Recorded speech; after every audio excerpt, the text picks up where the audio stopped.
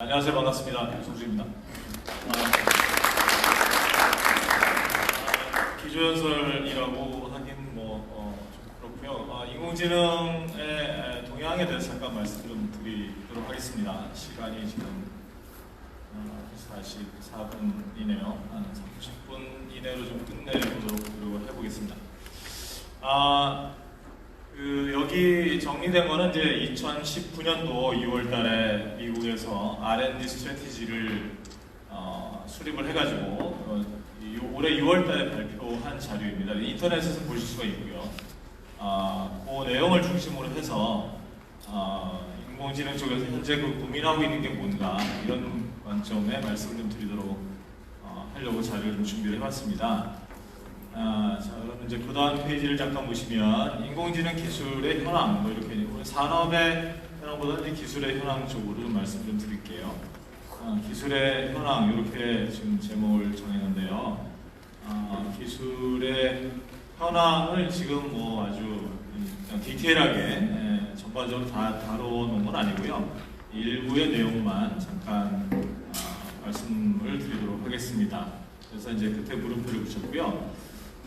인공지능 하면은 이제 요새 얼마 전에 손정희 씨도 오셔가지고 첫째도 둘째도 셋째도 인공지능 이렇게 할 정도로 많은 알파고에 많은 얘기가 되고 있죠. 저는 지금 이 19년인데 1986년도 우리나라가 인공지능의 청동기 시대 정도 됐을 겁니다. 그때 이제 애틀이라고 하는 데서 인공지능 연구실에서 몇 년 동안 근무를 하고 그다음에 인공지능 연구를 좀 했던 그런 전력이 있고요. 또 이후로 꾸준히 이쪽으로 이제 관심을 갖고 일을 좀 해오고 있는 사람 중에 한 사람입니다. 맨 첫 번째 그 자료는 많이 보신 분들도 계실 수 있겠는데요. 이제 자료가 지금 자료집에는 못 드렸는데 글씨도 좀 많고 내용도 여러 가지가 좀 잘 안 보이기도 하고 그런 내용은 이겁니다. 지금 올해는 그런 말씀들을 하시는 분들이 많지는 않으신 것 같은데 작년, 재작년까지만 하더라도 인공지능의 특이점, 즉 인공지능이 인간을 능가하는 시점이 언제냐, 2040년이다 이렇게 얘기를 하면서 제 주변에 계시는 다른 학과 선생님들도 저한테 이제 물어보시는 게 조만간 인공지능에 의해서 모든 일자리가 없어지는 거 아니냐 이런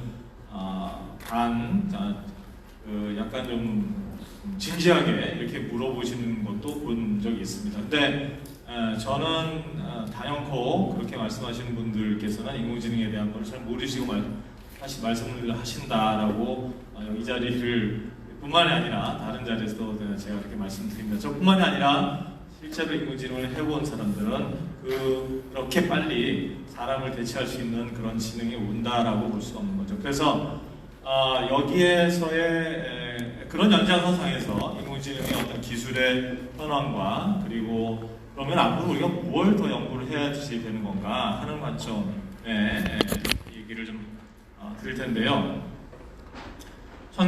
이 그림의 맨 왼쪽의 스타트 포인트가 1956년도입니다. 1956년도에 다트머스 컨퍼런스에서 Artificial Intelligence라는 단어가 처음 쓰이기 시작을 했고요. 1959년 정도에 최근에 알파고나 이런 애들이 사용을 했던 딥러닝이라고 하는 그 기술의 시발점이 되는 퍼셉트론이라고 하는 그것이 이 세상에 출현을 하게 됐습니다. 그래서 그 로젠블랏이라고 이제 퍼셉트론을 발전을 시킨 로젠블랏이라고 하는 사람이 있는데 로젠블랏이라고 하는 사람은 그때 1959년도 지금도 구글 검색하시면 나옵니다. 1959년도에 뉴욕타임즈에 조만간 인간처럼 생각하고 말하고 행동하는 로봇이죠. 그 다음에 인식하는 인간과 마치 인간처럼 대화할 수 있는 컴퓨터가 조만간 나온다고 1959년도에 뉴욕타임즈에 얘기를 했었습니다. 지금도 그런 분들이 가끔 계십니다. 그렇게 말씀하시는 분들이. 근데 그렇게 빠른 시간 내에 안 되는 게 확실하고요. 그렇게 함으로써 1960년대에 인공지능이 쭉 펀드들이 이제 많아집니다. 인공지능에 대해서 많은 관심들을 갖고 지금처럼 인공지능에 대한 펀드가 사방에서 이제 투자가 막 들어가는 거죠. 그런데 문제는 뭐냐면 그렇게 쉽게 사람과 같은 수준의 그 기계가 나오지 않았다는 거죠. 1960년대 중반에 인공지능의 첫 번째 윈터겁니다. 이 그림의 첫 번째 이렇게 내려간 부분이 바로 인공지능의 첫 번째 윈터를 보여주는 그림이고요. 그 다음에 다시 잠잠하다가 새로운 어떤 계기가 돼서 이렇게 하면은 뭔가가 될 것 같아 라고 해서 다시 또 전 세계 모든 나라에서 인공지능에 대한 투자를 하기 시작합니다. 저는 이제 저때쯤에서 인공지능 연구를 이제 했었고요. 이쯤입니다. 이쯤. 지금 요쯤입니다. 요즘 1987년도인데 요게. 그래서 이렇게 쭉 올라왔다가 내려가면서 첫 번째 윈터, 그 다음에 두 번째 윈터가 이제 오게 됩니다. 1987년도부터 두 번째 겨울이 오고, 그때 우리가 92년도까지 제가 인공지능 연구실에 있었는데 92년도 이후에는 인공지능에 대한 연구나 펀드가 다 끊어졌어요. 전 세계적으로 다, 한국도 마찬가지고 다른 나라도 마찬가지고. 그래서 인공지능의 AI나 인공지능이라는 단어를 써서 연구를 하겠다고 정부에다가 제안하면 무조건 짜졌습니다.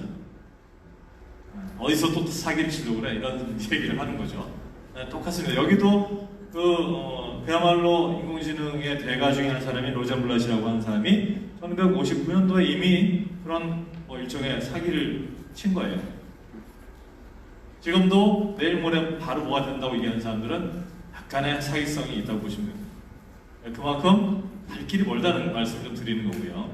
자, 그러면 알파고나 또 아이디어 왓슨이라고 하는 걸 이제 들어보셨는지 모르겠지만 그런 것들은 뭐냐? 그런 것들은 이따 다시 말씀드리겠지만 걔네들은 협의의 인공지능입니다. 협의의 인공지능. 그러니까 걔네들은 바둑만 잘 두는 거예요. 알파고는 바둑만 잘 두는 거고 또 뭐는 뭐만 잘하는 거고 이제 이렇게 되는 거죠. 그러면 사람은 어떻게 합니까? 바둑도 둘 수 있고 뭐도 할 수 있고 뭐도 할 수 있고 운전도 할 수 있고 뭐 다 할 수 있잖아요. 근데 이런 AI가 돼야 되고 종합적인 그 상황을 판단을 해서 종합적인 추론을 하는 게 인간인데 그렇게 가려면 너무나 아직도 먼 미래의 일이다라고 하는 게 이제 문제인 거죠. 그래서 매우 갈 길이 멀다라고 하는 거고요.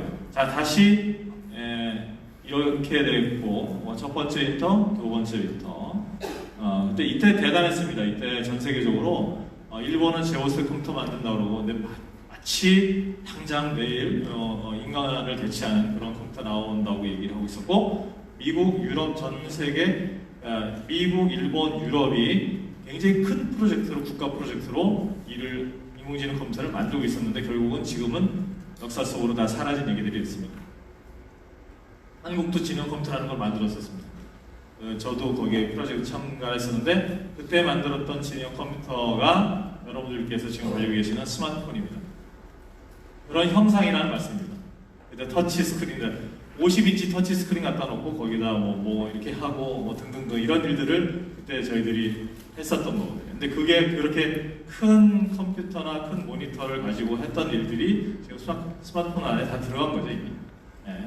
여러분들께서 알든 모르든 간에 뭔가 옛날에 인공지능이라고 했던 것들의 일부 낮은 수준의 인공지능의 기술들이 지금 여러분들이 갖고 계신 기기 안에 상당 부분 들어가 있는 거죠.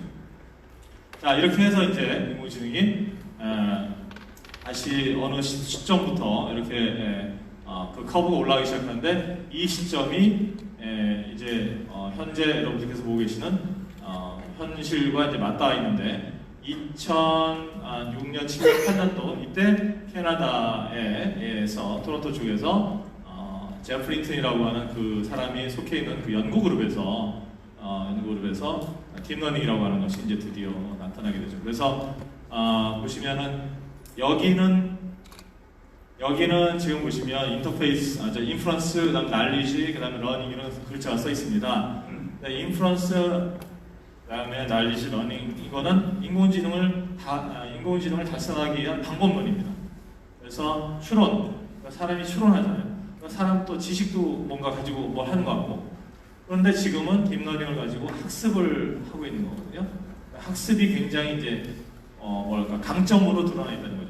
그러니까 거꾸로 얘기하면 인프런스라고 하는 미케니즘 가지고 인공지능을 달성을 하려다 보니까 안 된 거예요. 난리지 가지고 하려다 보니까 안 된 거고, 여기는 이쪽에는 다시 얘기하면 심볼이라고 하는 걸 가지고 뭔가 해보려고 했더니 안 됐던 겁니다. 그래서 이 방법론들이 있었는데 지금은 러닝이라고 하는 학습이라고 하는 방법인데, 학습도 딥러닝 말고 다른 학습들이 많이 있는데 그 딥러닝이라고 하는 것이 지금 굉장히 폭발적으로 활용 범위가 넓어지고 있고 상당히 잘 되는 것 중에 하나입니다. 기존에 나왔던 여러 가지 기법보다는 상당히 잘 되고 있습니다. 그럼에도 불구하고 또 학습을 시키면 결과도 그렇게 나올 수 있잖아요. 그런 것부터 시작해서 두 번째는 빠져있는 값이라든지 누락된 잘못된 값이라든지 여러 가지 이제 이런 데이터를 가지고 뭔가 시작을 하기 때문에 인공지능은 요리법이고 데이터는 요리 재료이거든요. 빅데이터는 요리 재료고 인공지능은 요리법입니다. 그래서 요리를 할 때 정말 재료가 좋아야 되는데 재료가 안 좋으면 이상한 요리가 나오니까, 맛없는 요리가 나오니까 재료를 정말 좋은 걸 써야 된다는 관점으로 이렇게 이해를 하시면 될 것 같습니다. 많은 이야기를 써놨는데 골차가 말씀드리면 그렇습니다.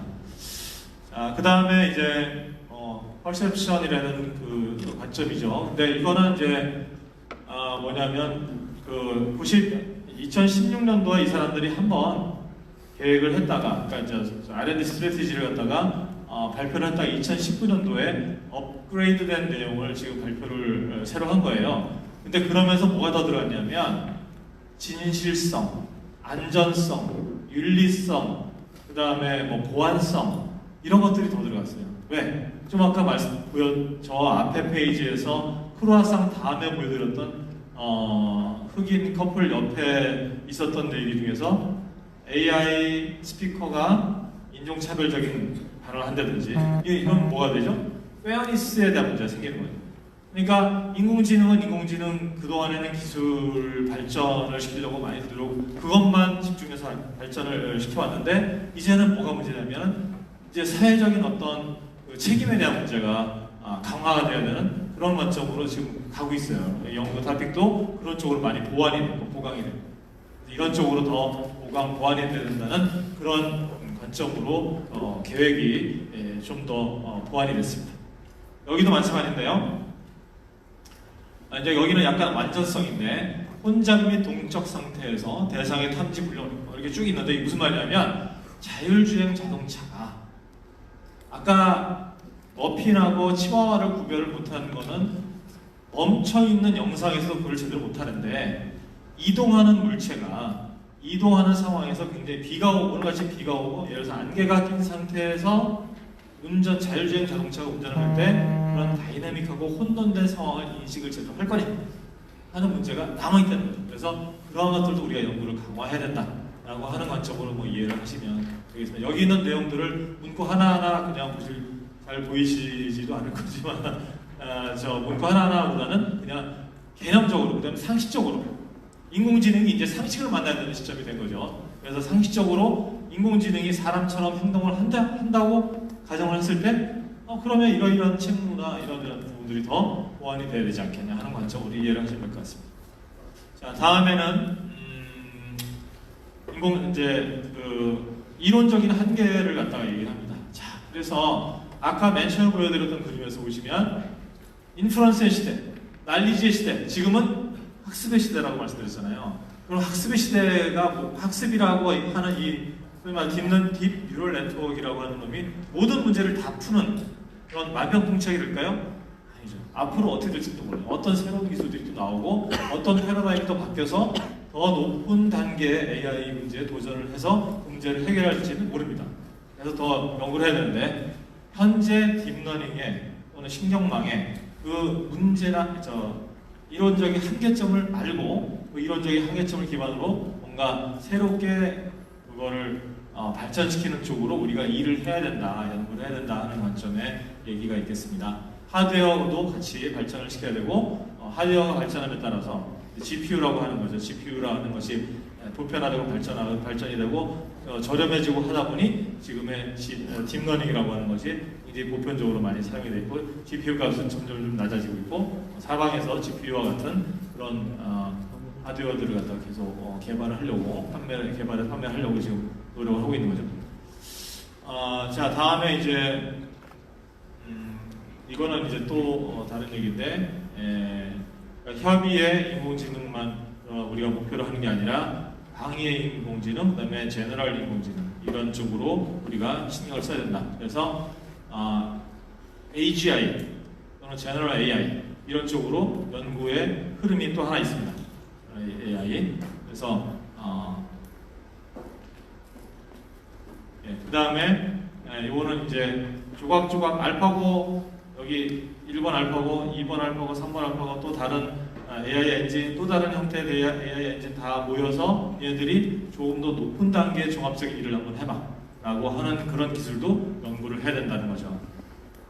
이 지금은 조각조각 돼 있고 조각조각 나름대로 그 아주 구체적인 일만 하는 그런 AI 엔진들만 개발하고 있는데, 그런 것들을 모아서 뭔가 스케일업 되는, 필요에 따라서 스케일업 또 스케일 다운, 그다음에 클러스터링하는 그런 AI 그 기술을 개발을 해야 된다라고 하는 거죠. 자, 그런 이슈들이 있고요. 그다음에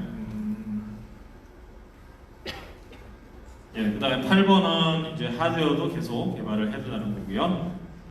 그다음에 이 정도로 해서 이제 리서치 토픽에 대한 얘기를 잠깐 얘기했고, 그다음에 그 뭐 또 하나 이제 이 사람들이 이슈가 돼야 되는 것 중에 하나가 여기 보시면 explainability가 있습니다. 그다음 fairness는 아까 말씀드렸죠. 그다음 transparency가 있어요. explainability하고 transparency, 즉 설명 가능을 해야 된다. 그다음에 투명해야 된다.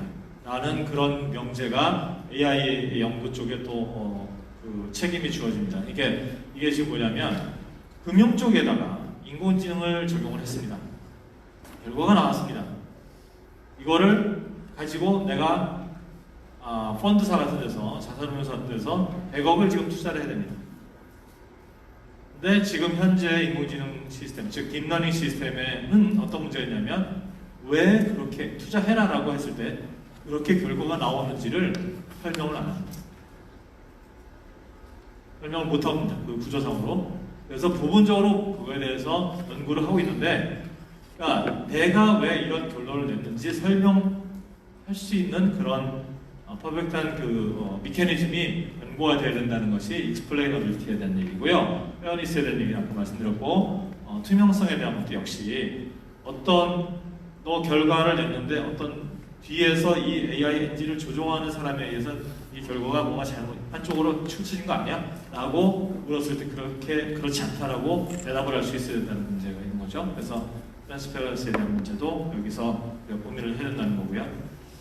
그 다음에 나머지들은 뭐 여러 군데서 이것들을 이제 기상에도 사용하고 보건에도 사용하고 그렇다는 얘기고, 그 다음에 이제 시간이 거의 다 됐어요. 제가 좀 마무리로 뒷부분은 한번 읽어보시거나 자료를 좀 할 수 있으면 찾아보시는데요. 제가 말씀드리고 싶은 거는 인공지능이 여러 가지 이제 그 아직 해결해야 될 문제들이 이제 있다고 지금 쭉 말씀드렸는데, 그 중에 가장 그 인간이 하는 능력에 비해서 얘네들이 떨어지는 게 크게 세 가지로 정리를 해볼 수 있겠습니다. 하나는 인간의 언어 능력, 더 나아가서 언어 이해 능력.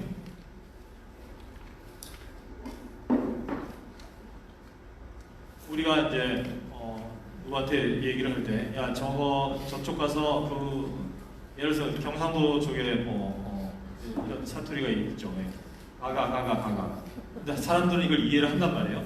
근데 인공지능은 그걸 이해를 하기가 쉽지가 않아요.